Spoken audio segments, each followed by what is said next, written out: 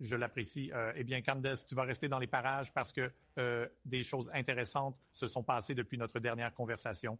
Commençons tout d'abord par ta suspension d'une semaine de YouTube, qui apparemment est liée à une interview de 2022 avec Kanye West, maintenant connu sous le nom de Ye. Évidemment, dans laquelle il a dit que les Juifs contrôlent les médias. YouTube t'a suspendu. Ils ont démonétisé ton compte, qui compte 2,4 millions d'abonnés. Que penses-tu qu'il s'est passé ici? Eh bien, je pense que je ne peux écouter que les gens quand ils te disent ce qu'ils ont fait. Il y a eu des comptes sionistes radicaux sur X qui ont explicitement écrit un guide étape par étape sur comment signaler massivement mes vidéos sur YouTube avec l'intérêt exprès de faire démonétiser mon compte. Et donc, c'est complètement fou pour moi qu'après avoir présenté ces preuves au public, les médias traditionnels Candice blâme les sionistes radicaux. Et je dis non, ils ont revendiqué, comme quand j'ai été suspendue, ils ont dit nous avons fait ça. Et ils applaudissaient l'effort, ainsi que le rabbin Shmuley. Tu sais, je pense qu'il y a eu, comme je l'ai dit dans l'émission, et nous avons eu cette discussion avec le rabbin Shmuley, si nous voulons appeler ça une discussion. Le rabbin Shmuley a crié pendant un moment qu'il y a un contingent de sionistes qui sont devenus de plus en plus radicaux. Et leur perspective est que plutôt que d'avoir à dialoguer, ils cherchent la censure et ils cherchent les efforts comme le terrorisme financier pour te faire céder à leur récit. À peine ai-je dit cela qu'un essaim de sionistes radicaux a commencé à signaler massivement mes comptes. Je n'avais absolument aucun avertissement. Et je suis passée de 0 avertissement et 0 avertissement à 3, 4 d'affilée qui sont arrivés dans ma boîte de réception.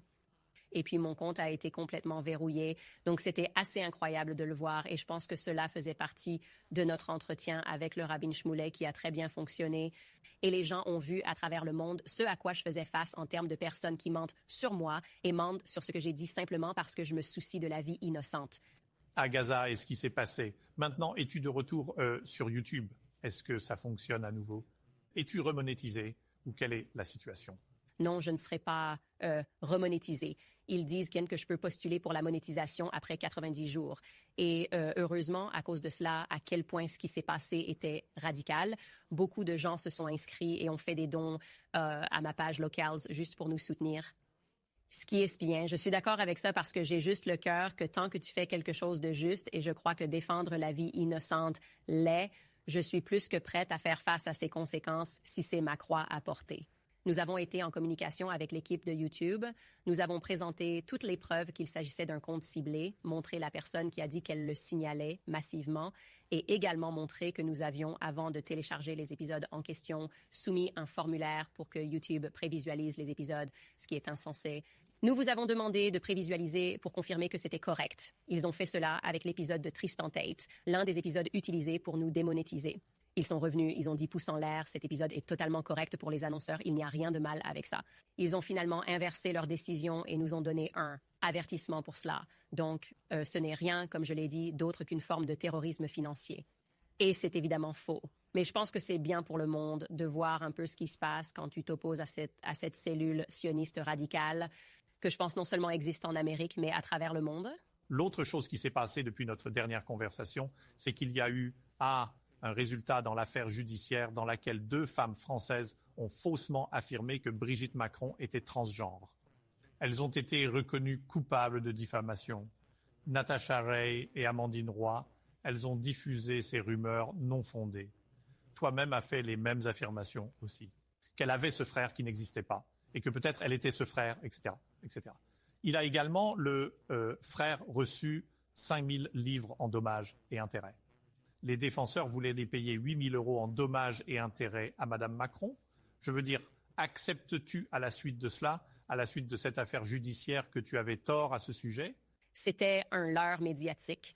Je suis contente que tu aies abordé ce sujet, car la dernière vidéo retirée était mon interview avec le journaliste ayant révélé que Brigitte Macron était née homme. Ce journaliste qui a révélé l'histoire n'était pas Amandine Roy ou Natacha Ray qui ont été nommés dans ce procès en diffamation. Il n'a jamais été poursuivi et il a écrit une série en 6 parties avec toute la documentation prouvant que Brigitte Macron a vécu en tant qu'homme pendant 30 ans. Leur action était astucieuse car elle a permis aux médias de prétendre à un procès en diffamation. Ce qui était au cœur de ce procès n'était pas de savoir si Brigitte Macron était un homme ou une femme, mais plutôt cette femme. Natacha Ray est allée sur une chaîne YouTube avec Amandine Roy, la deuxième femme, et a parlé de la série en 6 parties que Xavier a faites et a dit à tort, et c'était diffamatoire. Qu'un des documents sortis de la mairie d'Amiens était falsifié. Ce n'était pas un document falsifié, c'était en fait le véritable acte de naissance. Qu'elle a supposé qu'il était falsifié parce qu'ils ont refusé de le publier, et puis ils l'ont finalement publié après 2 ans pour avoir dit que c'était falsifié. Ils ont intenté un procès contre elle pour diffamation. Encore une fois, à la base de ce procès, il ne s'agissait pas de savoir si Brigitte Macron vivait en tant qu'homme, mais plutôt de savoir si l'acte de naissance de Jean-Michel Trogneux était un faux, dans lequel ce n'était pas jusqu'à ce que Brigitte Macron lance un procès contre Xavier Poussard, qui est le journaliste qui a écrit explicitement une série en 6 parties sur elle vivant en tant qu'homme. Avec plus de preuves que je n'en ai jamais vues dans n'importe quelle histoire que j'ai jamais gagnée. En fait, Xavier Poussard devrait gagner un Pulitzer si la vie est juste. Il devrait recevoir des récompenses pour le travail qu'il a fait, le travail de 3 ans, sinon le leurre médiatique. Et en se basant sur le fait que la plupart des gens ne peuvent pas lire le français ou parler français, ils ne peuvent pas consulter le procès eux-mêmes. Candace, j'aime avoir un non censuré. Vous êtes certainement non censuré sur ce point. Je ne pourrais pas être plus en désaccord avec vous. Brigitte Macron est une femme, est née femme, a vécu en tant que femme, est mariée. Emmanuel Macron, et c'est la vérité. Mais vous et moi ne serons pas d'accord là-dessus. Mais merci d'être revenu sur notre consensus. Merci beaucoup de m'avoir reçu.